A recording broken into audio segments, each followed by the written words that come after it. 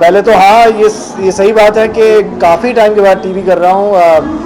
4 साल हो गए हैं और इस पूरे वक्त में मुझे काफ़ी अच्छी फिल्में और वेब करने का मौका मिला है। लेकिन उसके मैं टीवी में आई वाज जस्ट वेटिंग कि कोई ऐसा पार्ट मिले जहाँ पर मुझे अपने आप से कुछ अलग करने का मौका मिले, क्योंकि कई बार टीवी में आपको जैसे आप हैं उसी तरह का, उसके नज़दीक का किरदार करने को कभी कभी मिलता है। इसमें एक बहुत ही मतलब परेश परमार जो ये पार्ट है वो थोड़ा सा मतलब क्या कहूँ, साइंटिस्ट है, जीनियस है, कमाल का इंटेलेक्चुअल आदमी है, लेकिन वो अपने इस एडवांटेज का गलत फ़ायदा उठाना चाहता है। वो सोचता है कि जिसके पास दिमागी ताकत है उसको पूरी दुनिया पर हुकूमत करनी चाहिए, you should rule the world. और बाकी इंसानों को, बाकी लोगों को कीड़े मकोड़ों की तरह देखता है, जो मतलब जिनका कोई वजूद नहीं है। तो ऐसा किरदार तो मैं अपने आप से बहुत ज़्यादा दूर देखता हूँ। और जब मुझे बताया गया कि मुझे इस तरह का किरदार प्ले करना है, मैंने तो पहले अभिज्ञान जी से पूछा, जो हमारे प्रोड्यूसर डायरेक्टर हैं, कि आपने मुझे क्यों सोचा, मुझ में ऐसा क्या दिखा आपको जो परेश परमार जैसा दिखा। तो वो तो उनका बड़प्पन था, उन्होंने कहा कि नहीं, मैं आई ट्रस्ट कि आप एज एन एक्टर उसको निभा पाएंगे। तो वही कोशिश जारी है इस समय, और मैं उम्मीद करता हूँ कि आप सब देखें और होपफुली आप उसे सराहें। पहले तो बहुत कंग्रेचुलेशंस दंगल को, हमारे पूरे टीम को, कि इतने फ्यूचरिस्टिक शो, एक आर्टिफिशियल इंटेलिजेंस जैसे कॉन्सेप्ट पर, रोबोटिक्स के कॉन्सेप्ट पर एक शो बन रहा है आज की तारीख में, जो आपको कहीं और देखने नहीं मिलेगा। मतलब टीवी छोड़िए, वेब छोड़िए, कहीं पर आपको नहीं देखने मिलेगा। So hats off Dangal channel को, मनीष जी को, and the makers Abhigyan and Mrinal, जिन्होंने अपने वक्त से आगे का एक शो बनाने की कोशिश की है और हमें मौका दिया उसका हिस्सा बनने का। मैं उम्मीद कर रहा हूँ कि आप इस पहल को और इस शो को आप सराहेंगे और अपना साथ देंगे। नए शो पे टीआरपी का बहुत प्रेशर होता है, तो आपके मन में वो ख्याल आता है? नहीं आता, ऐसा कोई कह नहीं सकता। आई मीन ऑब्वियसली टीवी काफ़ी हद तक टीआरपी गेम होती है, और काफ़ी बार आप न भी चाहें तो भी आपको याद दिलाया जाता है, भाई हमें जहाँ पर हैं हमको उससे ज़्यादा बेहतर करना है।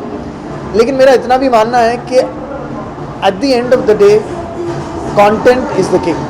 अगर आपका शो बहुत अच्छी तरह लिखा गया और आपने किरदार अच्छे बनाए हुए हैं और उसमें आपने अपना कन्विक्शन डाल दिया, तो ऑडियंस उसके साथ जुड़ेगी ही जुड़ेगी। ये मैंने अपने एक्सपीरियंस में देखा है कि कई बार आपको लगेगा कि अरे यार, पिछला हफ्ता जो है वो थोड़ा सा टीआरपी के चक्कर में थोड़ा सा कम रहा, लेकिन आपने हिम्मत नहीं हारी और आपने उसकी वजह से अपना जो आप जिस डायरेक्शन में चल रहे थे आपने उसको बदला नहीं। ऐसा कई बार मैंने देखा है हमारे शोज़ में, जिसका मैं हिस्सा रहा हूँ, स्पेशली जो शोज़ मैंने मृणाल जी के साथ, अभिज्ञान जी के साथ पहले किए हुए हैं, मैंने नोटिस किया है वो बहुत आसानी से उससे अफेक्ट नहीं होते हैं। वो उन्होंने जो विज़न पकड़ा हुआ है उसको पकड़ के ही चलते हैं और वो हमेशा काम में आता है।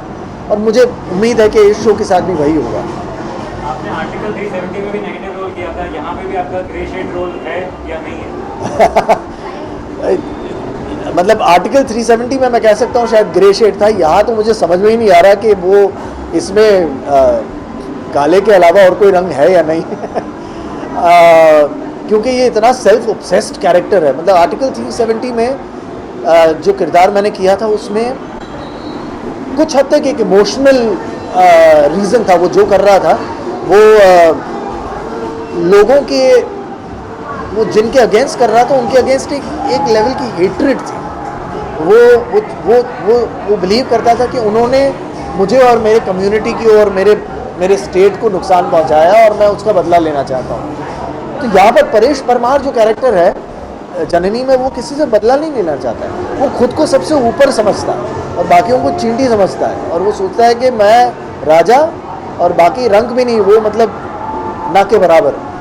तो ऐसे इंसान को आप ग्रे तो बोल ही नहीं सकते, बहरहाल मैं किसी भी तरह से मैं बात करता रहता हूँ राइटर्स के साथ, हमारे जो राइटर्स हैं, क्रिएटर्स के साथ, कि क्या मैं इसमें कुछ ह्यूमैनिटी ढूंढ सकता हूँ इस परमार में, और मैं उम्मीद करता हूँ कि कहीं उसकी ह्यूमैनिटी मिले, क्योंकि अगर ह्यूमैनिटी मिलती है तो फिर वो कनेक्ट कर पाता है ऑडियंस के साथ। और मैं वेट कर रहा हूँ आपसे जानने का, आपके फीडबैक जानने का, कि आपको उसमें ह्यूमैनिटी दिखती है क्या। ऑडियंस और फैन के लिए फाइनल मैसेज क्या है? ये मैसेज है कि आपको ये शो 2 रीज़न्स के लिए देखना चाहिए। एक ये कि एक बहुत ही कमाल की पहल है। आज के तारीख में एआई जो है वो हमारी ज़िंदगी का एक बहुत बड़ा हिस्सा बन चुका है। हर चीज़ में एआई है, आपके फ़ोन में तो है, आपके जीवन में हर तरह से एआई घुस चुका है, और उस चीज़ का हल्का सा लोगों को डर भी है। तो डर जो होता है वो एक अननोन का होता है, जिसको आप नहीं जानते हैं। उसके बारे में जानकारी हासिल करनी है तो ऑब्वियसली इंटरनेट का ज़रिया है, काफ़ी आप दोस्तों से बात कर सकते हैं, और मेरे हिसाब से ये शो भी एक ज़रिया हो सकता है, क्योंकि आपको बहुत कुछ नया जानने को मिलेगा एआई टेक्नोलॉजी के बारे में, रोबोटिक्स के बारे में। लेकिन उससे बेहतर, उससे बड़ी चीज़ है कि ये एक माँ की कहानी है, जो एक माँ के लिए सबसे बड़ा चैलेंज ये हो सकता है कि वो अपनी बेटी को खो देगी। इससे बड़ा दुख और चैलेंज क्या हो सकता है? कुछ नहीं। और उसे बचाने के लिए वो कुछ भी करना चाहेगी और करेगी। और इस केस में जो हमारी माँ हैं, जो जननी है इस शो की, वो अपनी बच्ची को बचाने के लिए, उसकी जान बचाने के लिए एक नई एआई टेक्नोलॉजी, एक रोबोट को जन्म देने की कोशिश करना चाह रही है, जो शायद जिसकी मदद से वो अपनी बच्ची की जान बचा सके। और एक माँ के साथ उसके सैक्रिफाइस के साथ हम सब किसी न किसी तरीके से रिलेट करते हैं, कनेक्ट करते हैं, और आई थिंक वो एक बहुत बड़ी वजह है इस शो को देखने के लिए। और मैं उम्मीद कर रहा हूँ कि आप लोग देखें, और सिर्फ देखें ही नहीं, उसे अपना बहुत प्यार भी दें। तो देखिए,